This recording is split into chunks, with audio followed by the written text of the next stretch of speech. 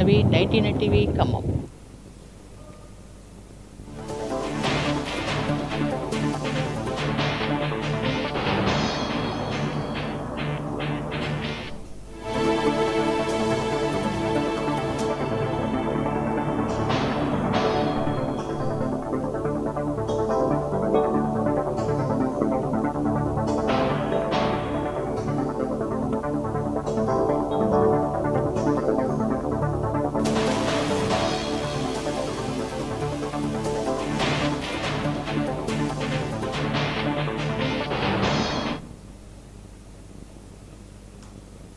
BJP నూతన కార్యవర్గ కమిటీని అధిష్టానం ప్రకటించింది.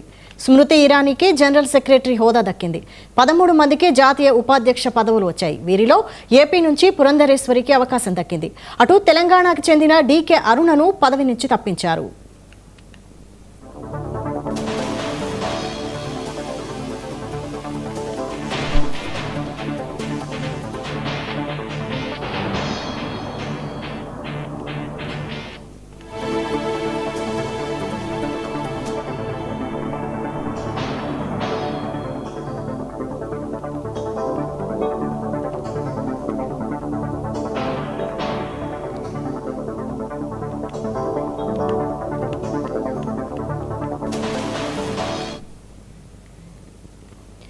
బీజేపీ నూతన కార్యవర్గ కమిటీని అధిష్టానం ప్రకటించింది.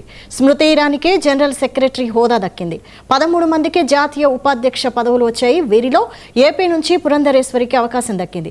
ఇటు తెలంగాణకి చెందిన డీకే అరుణను పదవి నుంచి తప్పించారు. దీనికి సంబంధించి full details Delhi bureau chief Naveen అందిస్తారు. నవీన్, కొద్దిసేపటి క్రితమే బీజేపీ నూతన జాతీయ కార్యవర్గ కీలకమైనటువంటి ప్రకటన కూడా విడుదల కూడా చేయడం జరిగింది. ముఖ్యంగా ఇందులో జితిన్ నబీన్ ఇప్పుడు జనవరిలో అధ్యక్షగా బాధ్యత చేపట్టిన తర్వాత ఇప్పుడు మొదటిసారి ఈ యొక్క రీషఫల్ అనేది కూడా కొనసాగినటువంటి పరిస్థితి నెలకొంది. అయితే ఇప్పుడు వచ్చినటువంటి లిస్ట్ లో మాత్రం వైస్ ప్రెసిడెంట్ గా 13 మందికి కూడా చోటు కూడా కల్పించడం జరిగింది. ఇందులో బీజేపీ జాతీయ ఉపాధ్యక్షురాలుగా పురంధేశ్వరికి ఈ యొక్క చోటు కూడా కల్పించడం జరిగింది. వసుంధర రాజేతో పాటు ఇటు తిరాజ్ సింగ్, ఇటు మరోవైపు రామ్ మాధవ్కి ఇటు వైస్ ప్రెసిడెంట్ గా కూడా వారికి ఇందులో చోటు కూడా దక్కినటువంటి పరిస్థితి నెలకొంది. ముఖ్యంగా ఈ యొక్క కార్యవర్గంలో మాత్రం ఇటు రాజస్థాన్, ఉత్తరాఖండ్, ఢిల్లీ, ఆంధ్రప్రదేశ్, యూపీతో పాటు గుజరాత్, మహారాష్ట్ర, పంజాబ్ ఈ రాష్ట్రాలకు సంబంధించినటువంటి వారికి ఎక్కువగా ప్రాధాన్యత కూడా ఇవ్వడం జరిగింది. ముఖ్యంగా రాష్ట్రంలో ఉన్నటువంటి తాజా రాజకీయ పరిస్థితులతో పాటు ఎన్నికలు ఉన్నటువంటి నేపథ్యంలో కొంత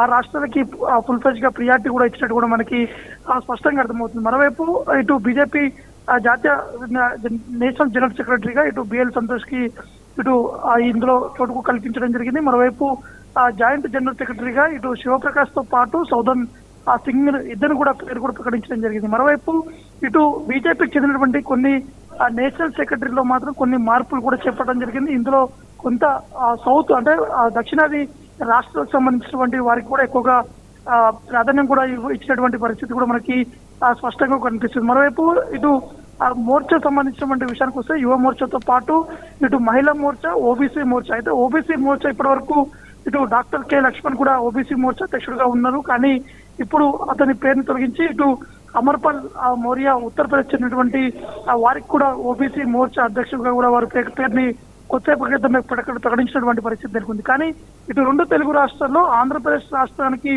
ఎక్కువగా ఈ యొక్క పదవుల్లో మాత్రం వారికి ప్రాధాన్యం కూడా కలిగించడం జరిగింది. తెలంగాణలో ఎవరికి కూడా ఎటువంటి పేరు కూడా నేతలకి ఇందులో ఎటువంటి చోటు కూడా దక్కనటువంటి పరిస్థితి నెలకొంది. కానీ బీజేపీ వర్గాల నుంచి వస్తున్నటువంటి సమాచారం ప్రకారం ఇంకా కొన్ని పదవులు కూడా ఉన్నాయి కాబట్టి సెకండ్ లిస్ట్ లో తెలంగాణ కూడా కొంత ప్రియారిటీ కూడా ఇచ్చేటువంటి అవకాశాలు ఉన్నాయి. అందులో ఉన్నటువంటి డీకే అరుణ పేరుతో పాటు ఇటు రఘునందన్ పేరు కూడా ప్రకటన కూడా వచ్చేటువంటి అవకాశాలు ఉన్నాయని చెప్పేసి కూడా బీజేపీ వర్గాల నుంచి మనకి సమాచారం కూడా అందుతుంది. Okay, thank you Naveen.